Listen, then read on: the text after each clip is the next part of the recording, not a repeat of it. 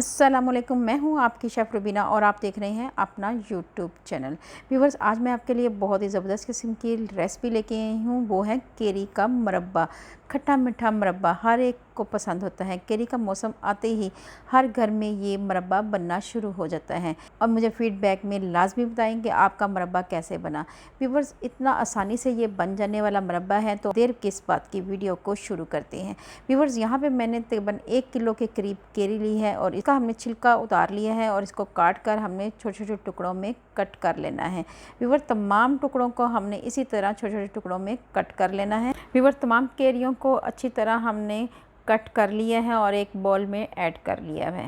Viewers, अब हमने एक कढ़ाई लेनी है और उसमें तमाम केरियाँ ऐड कर देनी है और इसमें हमने ऐड कर देना है 1 कप भर कर पानी का।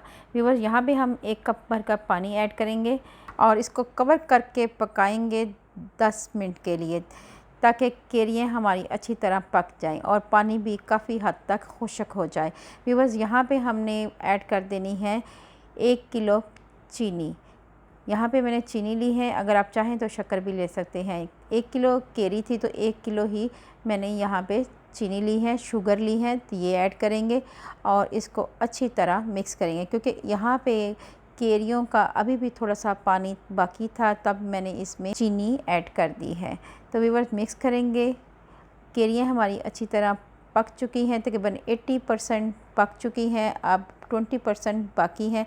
तब हमने इसमें ऐड कर दी है चीनी। तो व्यूअर्स, इसके साथ ही हम इसमें मसाले ऐड करेंगे। व्यूअर्स, यहाँ पे हमने काला नमक इस्तेमाल किया है, 1 टेबलस्पून भर के कलवंजी ली है, 1 टीस्पून हमने काली मिर्च ली है और कलर के लिए हमने ली है कश्मीरी लाल मिर्च पाउडर ली है आधा टीस्पून, और इसके साथ ही एक सिनेमन स्टिक ली है, 2 लौंग लिए हैं, ये ऐड किए हैं और अच्छी तरह इसको मिक्स कर देंगे।